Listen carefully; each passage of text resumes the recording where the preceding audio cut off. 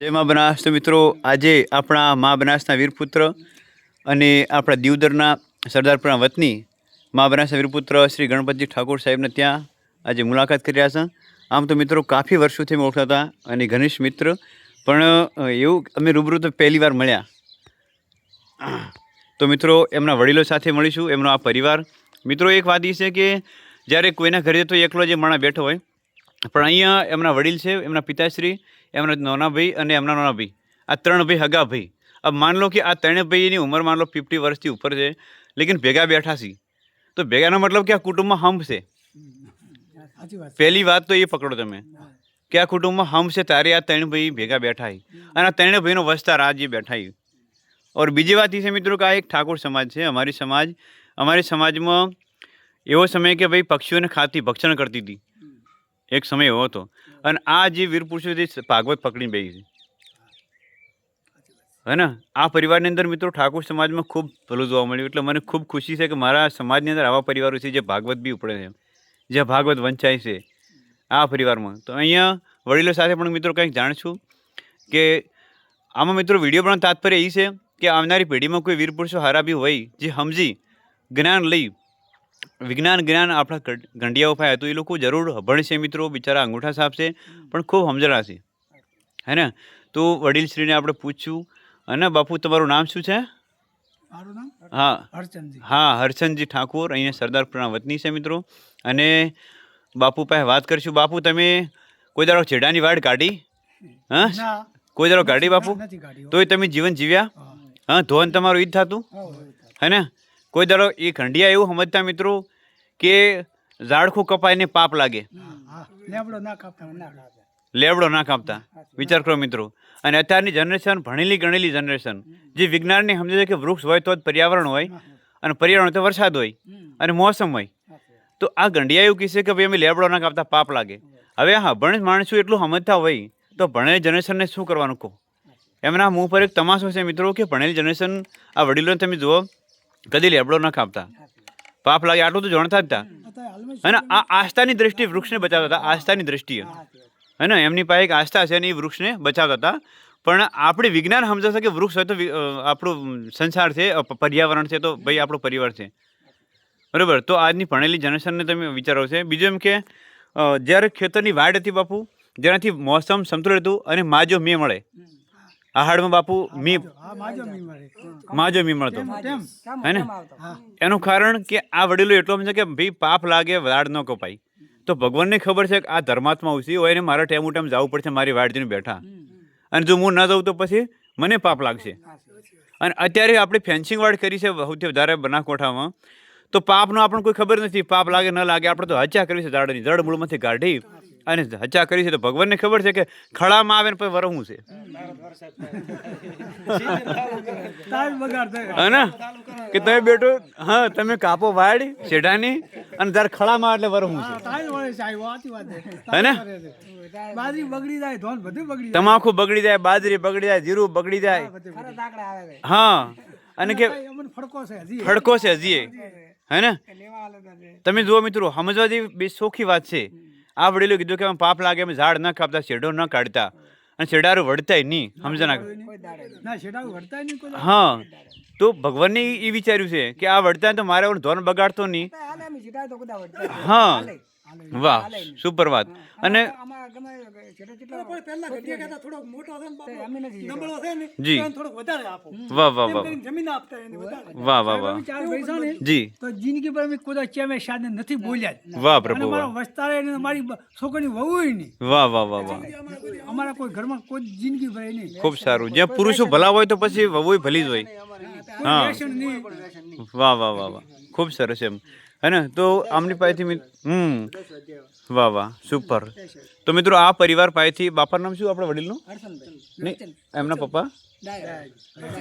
હા, તો હરદારપુરાના ડાયાબાના પરિવારમાંથી મિત્રો આપણી આ વાતો પકડી. એક તો ભાગવત આ લોકો પાસે, આ કુટુંબને એક હંપ જિંદગી જીવવાની જીત જુઓ મિત્રો, બરાબર. લોકો કેમ કેમ જીવાય છે એ અહીંયાથી આપણને શીખવા મળે કે એક તો ભાગવત ગીતા, પછી આ કુટુંબના એક હમ જે ત્રણ ભાઈ ભેળા બેઠા છે, પછી લીમડો ના કાપતા પાપ લાગે, તો એ ત્રણે વરસાદ બી સારો થાય ટેમું ટેમ. અને અત્યારે આપણે લીમડા કાપે છે તો ખળામાં આવે ત્યારે વરસે છે, ખળામાં આવેલું આપણે ખોવે છે. અને છતાં આપણે દવા નાખે જીરામાં તો પછી આખા મનુષ્ય માટે છે. આપણે વધારે ઉત્પાદન લેવા માટે ખાતર નાખે યુરિયા, હે ને બાપુ? તમે સોણિયું નાખતા હે ને? યુરિયા ચેવું હોય એ ખબર નથી. લ્યો, અમારે સામે ઈ જ ખેતી કરે છે. છોકરા કોઈ નાખતા જ નથી. વાહ વાહ વાહ વાહ. અત્યારે પણ આ પરિવારના મિત્રો યુરિયા ખાતર નથી નાખાતું.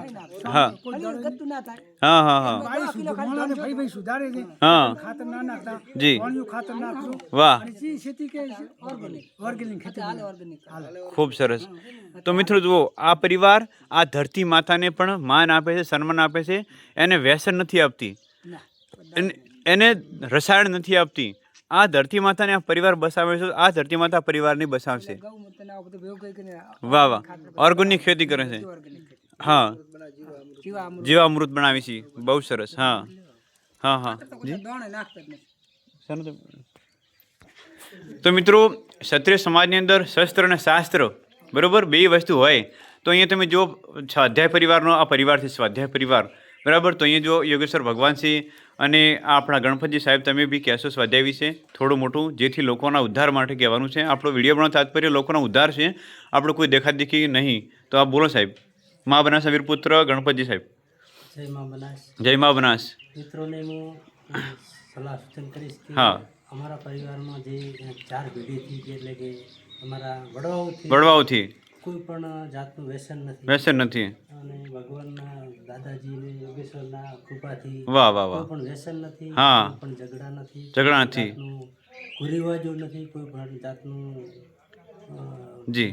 વડીલો ઝઘડ્યા નથી. હા હા હા, ખૂબ સરસ. પરિવારમાં 4 પેઢીથી હજી ભગવાનની મહેરબાની વાહ વાહ વાહ વાહ. ભેળો બેસે પરિવાર. ઘરમાં બેસીને એક જ વાટલે જમે છે દીદી, અને ભગવાનની કૃપા છે. હમ. અને બીજું કે અમારે વૃક્ષો ઘણા બધા કે આ બતાવો બધા આપણા મિત્રોને વાહ વાહ, સરસ. આ બધા વૃક્ષો હા છે.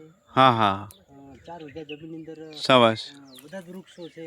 ઓદો છે ધામાં. હા ત્યાં આ સાહેબને બતાવીશ કે આવી રીતના સેઢા ખૂણે કોઈ વાલોળો, ખૂબ સરસ. હા, અદ્ભુત અદ્ભુત. મૂળિયા, હા, કાળેંગા છે, કોઈ વાહ વાહ વાહ. બધું ઓર્ગેનિક છે મિત્રો. બધી કહેવાની મતલબ કે ખાતર બાતર દવા બવા નહીં. કોઈ દવા નથી. હા, સાતુર છે અને જાંબુડો છે, સાંભળો છે. સાતુર છે, એ બધું વાહ આંબો વાહ. છે, હા હા લીંબોળી હા છે.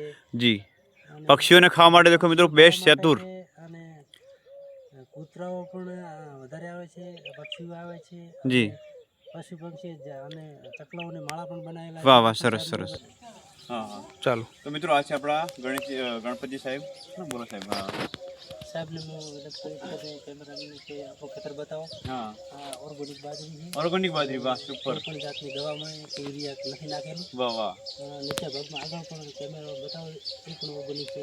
અદ્ભુત. દેખાડો. મતલબ આપણી જમીન સુરક્ષિત છે. આપણે ખૂણે લીમડા અને વૃક્ષો હા, ઝાડ અદ્ભુત. વાઢી નથી. અહીંયા મિત્રો ફેન્સી વાડ નથી. કાઢેલું નથી. હા સાહેબને બતાવીશ. અને આ બતાવો બીજા પરિવારના જે વૃક્ષો છે, હા લીંબોડી છે, આંબો છે, હા, સેતુર છે, લીમડા છે. Super super. આગળ જતા સાહેબ બધા હા, અહીંયા વૃક્ષો વાયેલા છે. સુપર. વાહ વાહ.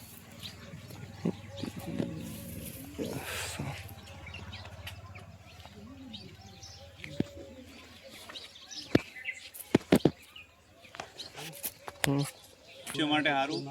અને અહીં લીમડો છે, ખૂબ સરસ. મિત્રો, ગણપતજી સાહેબના કહેવા અનુસાર કે આ લીમડો છે. અને લીમડો મિત્રો સીધો આપણે પી નથી શકતા, સીધો ખાઈ નહીં શકતા, કેમ કે એનો સ્વભાવ કડવો છે. પણ જેમથી આપણે એના નેસે મોસવા લઈને ગુંજા હોય, તો શ્વસન પ્રક્રિયા માધ્યમથી આપણે લીમડાનો રસ લઈએ અને આપણું શરીર તંદુરસ્ત થાય, રોગમુક્ત થાય. તો મિત્રો, ઘરના આંગણે લીમડો હોવો ખૂબ જ જરૂરી છે, બરાબર. અને આ લીમડો જે છે, દરેકના ખેતરના શેઢા હોય, એનાથી જે વડીલોએ પહેલાં વાતમાં કીધું કે અમે લીમડો ના ખાતા પાપ લાગે, આસ્થાની દ્રષ્ટિએ કીધું. વિજ્ઞાન એ કહે છે કે ઘરે ઘરે જ્યાં લીમડો શેઢા હોય, એનાથી વાયુ નીકળે. એ વાયુ આપણા આખા સંસારમાં ફરે, જેથી આપણો દરેક જીવ, માનવ તો નહીં બલ્કિ સારા જીવ રોગમુક્ત રહે. પણ અત્યારે મિત્રો ફેન્સી વાડ આવવાથી લીમડાઓ નષ્ટ થઈ ગયા છે. તો એ ખૂબ દુઃખની વાત છે મિત્રો. ફરી એવી વાડ છે અને લીમડાનું ઝાડ બી છે, તો ખૂબ વાંધો નથી એમનાથી. અને અહીંયા જો મિત્રો ગણપતિ ખૂબ જોરદાર એમ કે અને જળની વ્યવસ્થા કરી રાખી છે. ખૂબ ધર્માત્મા છે મિત્રો આ પરિવાર. આ સાહેબ અને આ પણ જે હમણાં સ્વાધ્યાય પરિવાર મોડેથી લાઈલ વાયેલા છે. વાહ વાહ. હા આ કંઈ મોડેથી લાઈલ વાયેલા છે. જી જી, બહુ સરસ, બહુ જોરદાર. હા,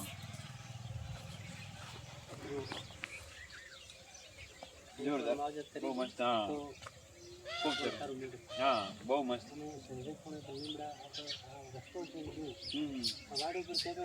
વાહ વાહ વાહ, જોરદાર. મિત્રો વાડ અહીંયા છે. વાડ છે એ મિત્રો ખેતરની વાડ નહીં, જીવન અને મરણ વચ્ચેની વાડ છે. જીવન મરણ અહીંયા છે, કેમ કે વાડ છે તો આપણે સુરક્ષિત છે, પ્રદૂષણથી દૂર છે. જ્યાં વાડ નથી, પ્રદૂષણ અંદર પહેરી જાય, ફેર આપણે જ્યાં બરાબર. તો વાડ છે તો જીવન છે મિત્રો. તો સાહેબ શ્રી ગણપતજી આપણા ગ્રુપ મેમ્બર, એમની મિત્રો ખૂબ જ સારી વાત ગમી કે અમને ખેતરની વાડ સુરક્ષિત છે, અને વાડ છે તો એમનું જીવન બિલકુલ સુરક્ષિત છે. આ વાડની અંદર માત્ર સોયલો નડે એવું નહીં, પણ વાડની અંદરથી એકબીજાના ખેતરમાં જે કીટાણુ હોય એ પણ ન આવે. વાડ હોય તો એકબીજાના ખેતરમાંથી કીટાણુ ઉડે નહીં, આવે નહીં. પ્લસ વાયરો, વાવાઝોડા, તાર બી આપણા ખેતરના પાકની રક્ષા થાય. અને વાડની અંદર અનેક પ્રકારની વનસ્પતિઓ જેની અંદરથી વાયુ નીકળે અને આપણા ધાન્ય પાકને સ્ટ્રેસ રાખે. અત્યારે તેમ તો મિત્રો એરડા ટાઈમથી રહેતા નથી, એટલા રહેતા હતા, જલ્દી ઉતરી જાય. ઘણા ધાન પાક જલ્દી રાયડું બી એવું બરાબર થતું નથી, મચ્છી આવી જાય. એનું કારણ છે વાતાવરણ તૂટી ગયું છે, સંતુલન તૂટી ગયું. શાબાશ, બસ બઢિયા. સતયુગ અને સતયુગ આ છે, આ વાઇડ છે, અને લગભગ રોડ સાઈડ પાસ થઈ જશે ને આપણો અરે સાઈડ નહીં છે. ઓકે, બહુ अच्छी ભાગીની વાત છે. હું એ જ કહીશ કે રોડ ના હોય તો ઠીક છે, કેમ કે આ વાડ હવે આવનારા 10 વર્ષે આવી વાડ જોવા નહીં મળે. આ માર્ગ છે, આ માર્ગ જોવા નહીં મળે, કેમ કે સરકારો ઠીક છે, अच्छी વાત છે મિત્રો કે રોડ થવો જોઈએ, પણ આ રોડ થશે એટલે બંને બાજુ જીસીબી લાગશે, એટલે પછી ઝાડ નીકળી જશે. ઝાડ નીકળી જાય એટલે પછી ખેડૂતો ફેન્સિંગ વાડ લગાવશે, और ફેન્સિંગ વાડ એટલે ખતમ. ફેર કોઈ ઝાડ નવું સર થતાં બહુ જ ટાઈમ લાગી જશે, ઘણો 10 વર્ષ તો કમસે કમ લાગી જ જાય. અને એ ઘણા ભલા ખેડૂતો હોય, ગણપત જેવા તો ઉછેરે, અને ઘણા તો ન જ ઉછેરવા થાય છે, કેમ કે એમને સોયડું નડતું હોય, ઝાડ ધન નડતું હોય, એ વસ્તુ વાળતું હોય. તો મિત્રો આ જે સતયુગ કે આ જૂના માર્ગો હર્યાઈ અને જે રોડ થઈ કલયુગ, બરાબર. તો મિત્રો જો પોતાનું જિંદગી તો જીવે છે, સાથે સાથે આપણા મહાબરાસના વીરપુત્ર શ્રી ગણપતજી સાહેબ જો કૂતરાઓ માટે બી સારી વ્યવસ્થા કરી રાખી છે, અબોલા જીવો માટે, હે ને. તો મિત્રો આ ખેડૂતનું જીવન છે. ખેડૂત સર્વ કોઈનો તાજ છે. ખેડૂત જ્યાં ધાન પકવે અહીંયાથી ચોર ખાય, મોર ખાય, અને સરકાર બી ખાય, ભાવ અપડાઉન કરી નાખે તો, બરાબર. તો અને લાસ્ટમાં જે વધે ખેડૂત ખાય. તો મિત્રો અહીંયા જુઓ તમે, ખેડૂતની અંદર જે દયા છે, ભલે નોકરી નથી મિત્રો, પણ ખેડૂતની જે નોકરી છે ને એ મોક્ષવાળી નોકરી છે. વાહ વાહ, પક્ષીઓ માટે સ્પેશિયલ. સવારે ને 5 3 ટાઈમ અદ્ભુત અદ્ભુત, 24 કલાક પક્ષીઓ માટે આ જગ્યા વાહ વાહ, દાણા નાખી છે. શાબાશ, પીવા માટે 2-3 કુંડ ભરેલા છે. અદ્ભુત અદ્ભુત, તે પણ પાણી સગવડ મળી જાય. વાહ વાહ, સરસ. તો મિત્રો જો વડીલો આવી રીતના ભેગા બેસતા હોય, ભાઈ ભાઈ, અને આવું ગામડામાં ખેતીવાળું પ્રાકૃતિક જે જિંદગી હોય, આનાથી ભલે શું કરવાનું હોય, હે ને. ઘણી નોકરી મળે, ઘણા બધાને જીવન હોય, પણ આવું પરિવાર જ્યાં ભેગો ન બેસતો હોય એ જિંદગીનો કોઈ મતલબ નથી. સાથે મિત્રો કોઈ લઈને જોઈ નથી, કોઈ લઈને જવાનું નથી, પણ જે પ્રેમ ભાવ પરિવારનો મળે એ આપણી જિંદગી. અને આવું વડીલો સાથે બેસવાનું હોય, આવા ભાઈ ભાઈ ભેળા બેસતા હોય, એ એક પરિવાર છે મિત્રો. આ આપણી ગ્રામ્ય સંસ્કૃતિનું એક ઉદાહરણ આજે પણ વર્તમાન યુગમાં, હળાહળ કળયુગમાં અહીંયા જોવા મળ્યું, જેથી મને ખૂબ જ આનંદ થયો. અને મા બનાસ ધરતી આવા પરિવારોથી જ સુરક્ષિત છે. આવા પરિવારોમાં જ્યાં ધર્મ છે તેથી માતાજી સુરક્ષિત છે, અને સૂરજનારાયણ ઉગે છે દાયડી આવા લોકો માટે હમણાં પુણ્ય કારણ, હે ને. નહીં તો જ્યાં પાપ થાય તો પછી સૂરજનારાયણ તે દિવસે ઉગવાનું બંધ કરી દેશે. જય મા બનાસ.